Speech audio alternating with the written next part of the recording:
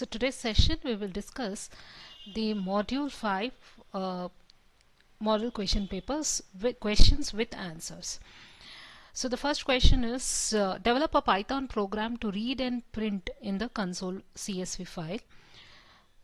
So the answer to this is a 10 marks question. So first the question is we have to read and print, right, the data in the CSV file. So step 1 is create a CSV file in the working directory.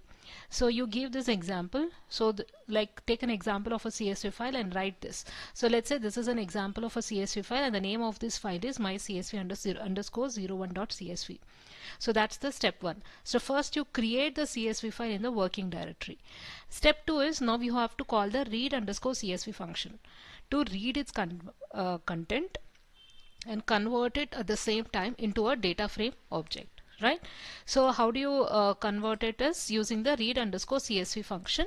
So read underscore CSV function, in that I give the arguments as the name of the file which we just created, right, within single quotes, and pass this function. The return value will be put into the variable called as CSV frame. And when you display this, you should also write this when you display it, this is what you get, right? The same thing, the CSV file which you just created but without any commas. So you have to say this is the output that you receive.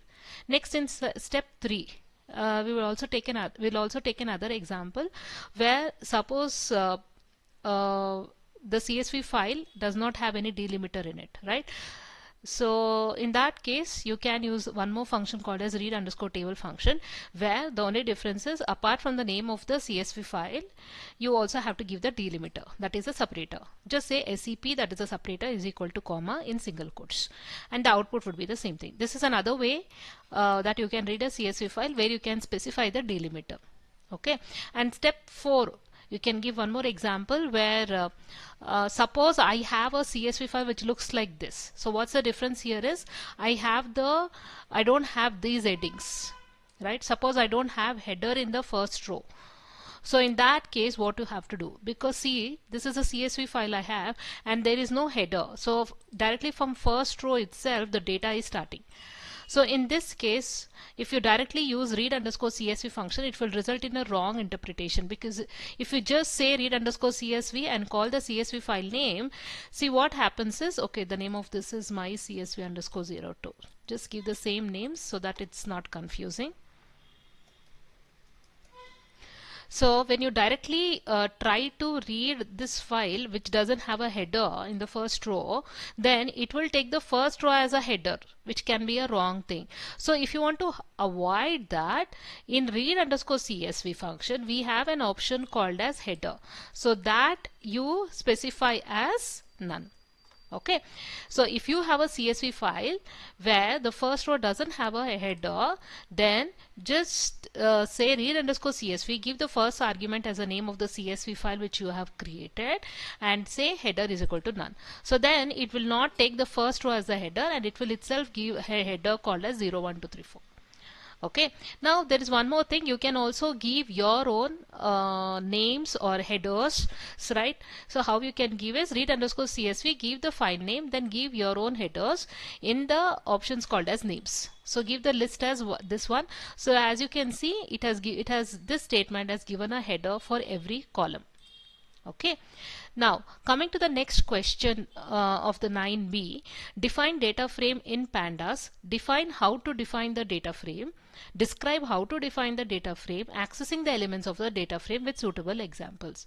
So let's first concentrate on the first question, how do you define data frame in Pandas?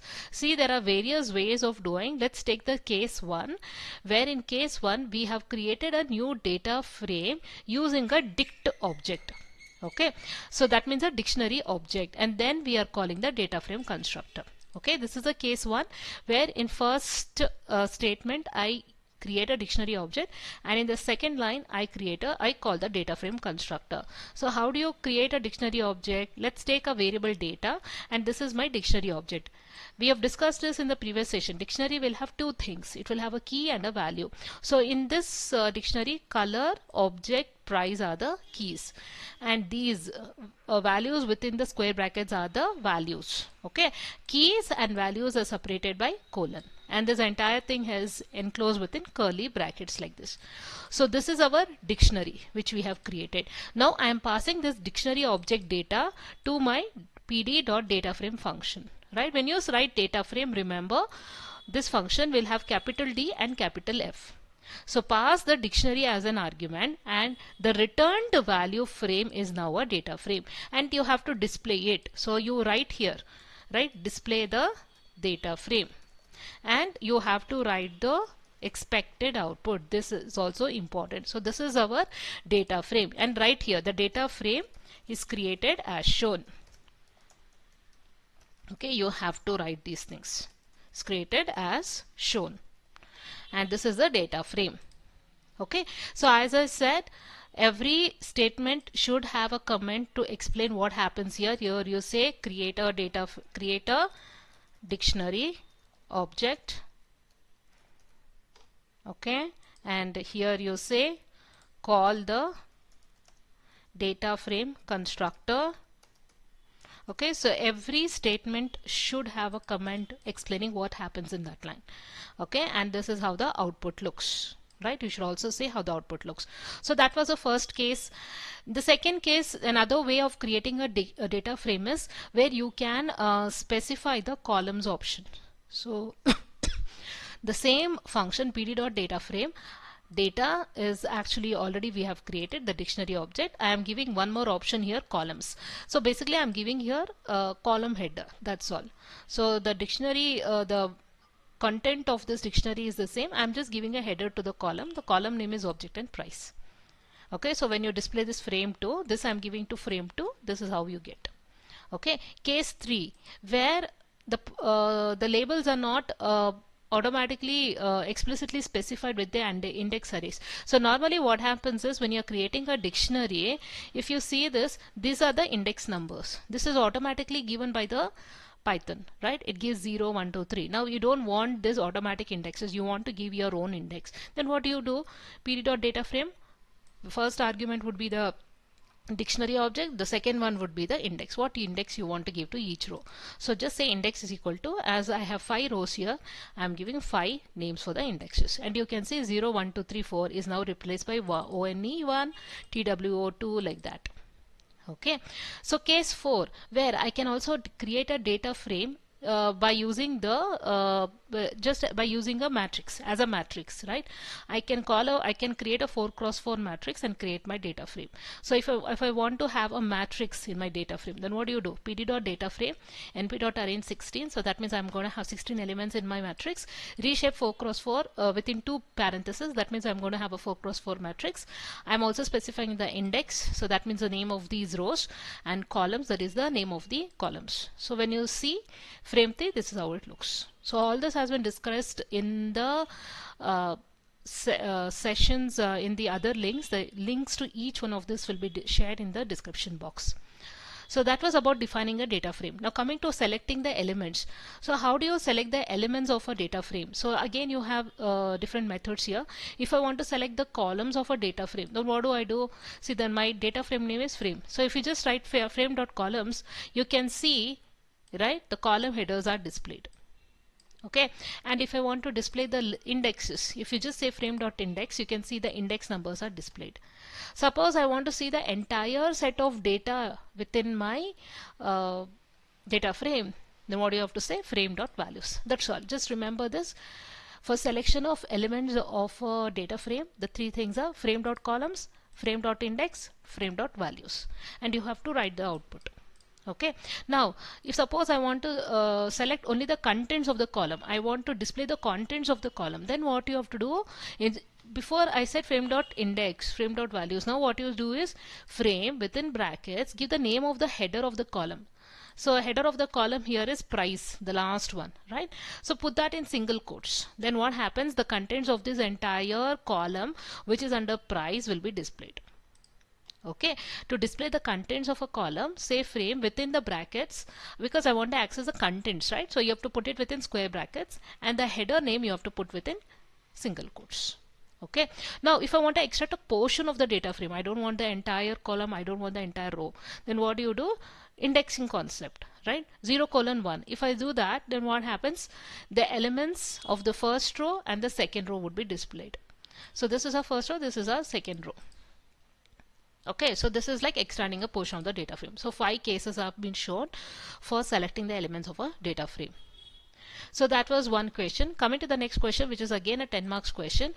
Develop a program for reading and writing data on Microsoft Excel file using Pandas. So this is again, first step would be, I'll be using just a simple function, read underscore Excel function to do this work.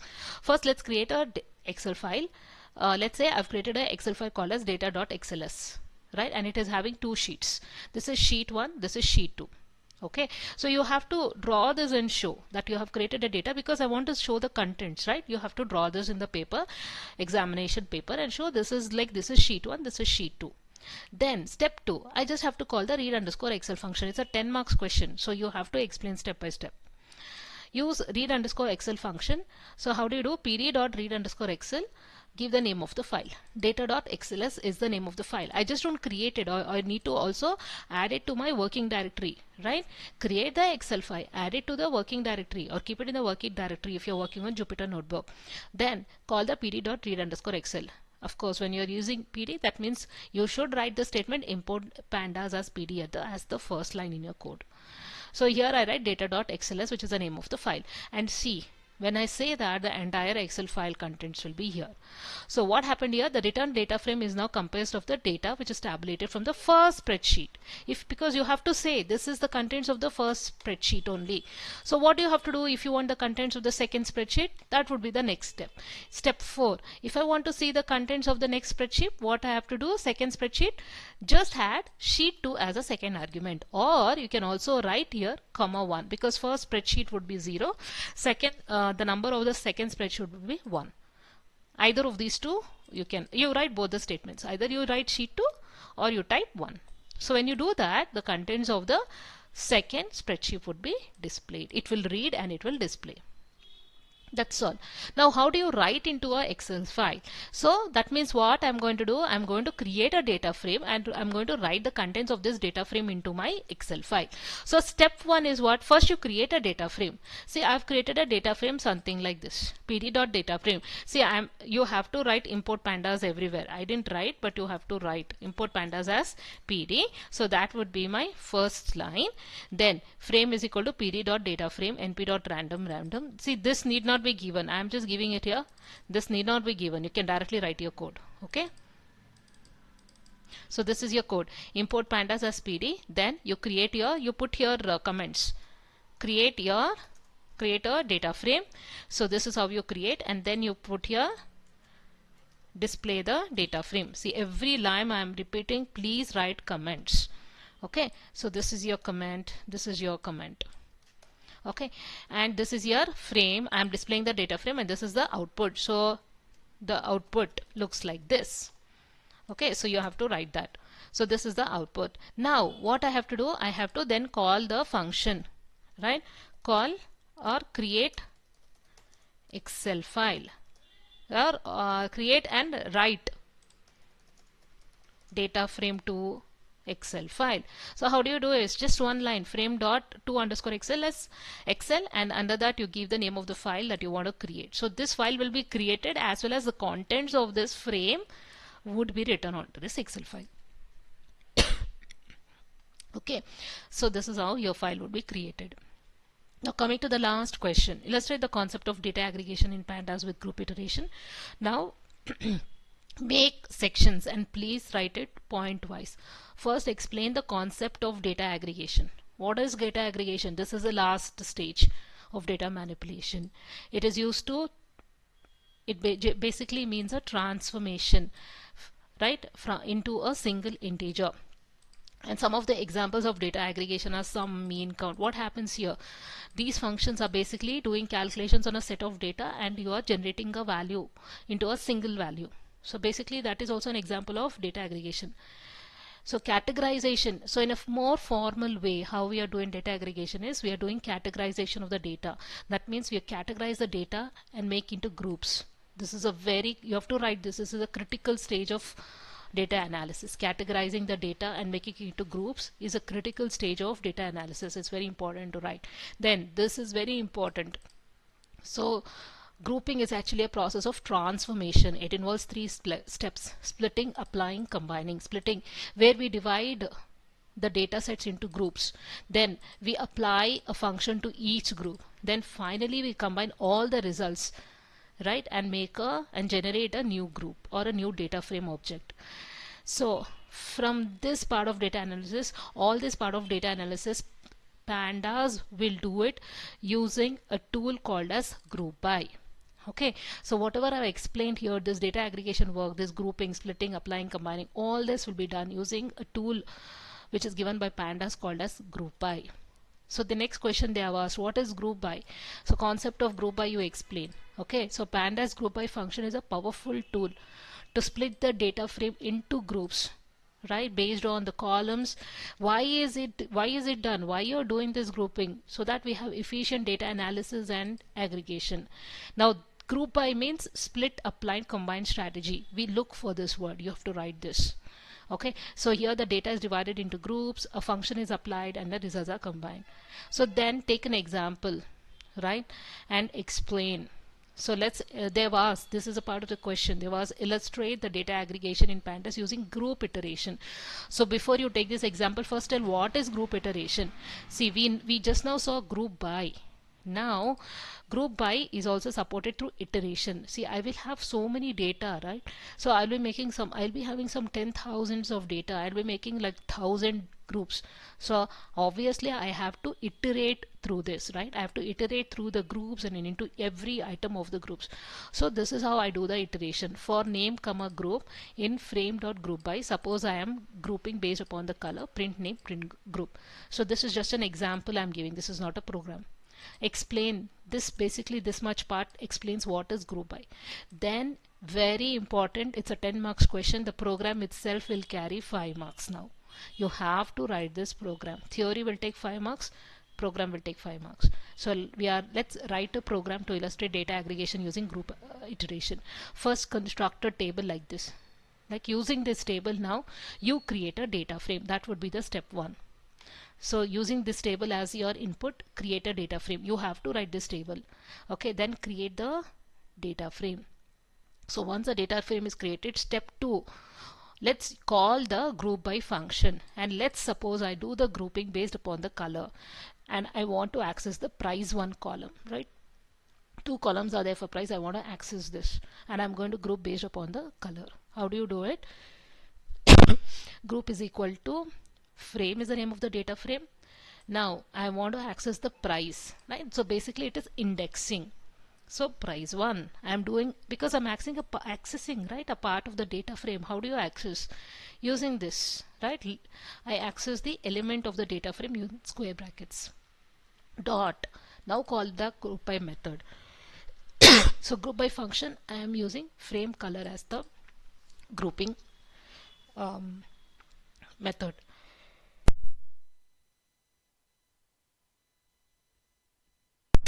Next, display the group. Now let's do grouping based upon the index number like this.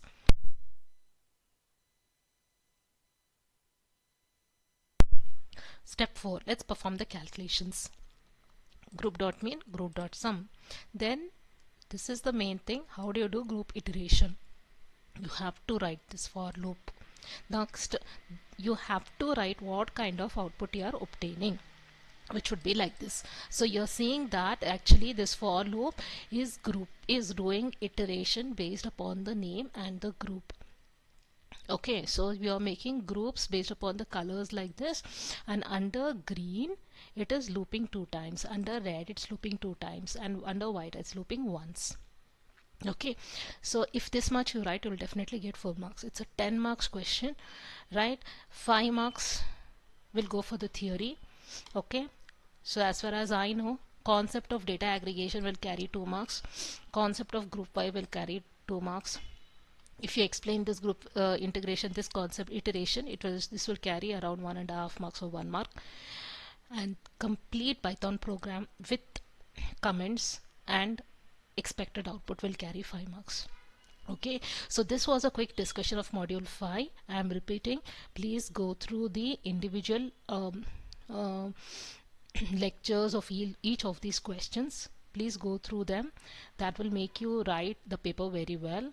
And whenever you're writing the theory part, please put it in statements, in points. Whenever you're writing programs, please give the comments and expected output. Okay, any questions, any queries, please write to me in the comment box. Thank you.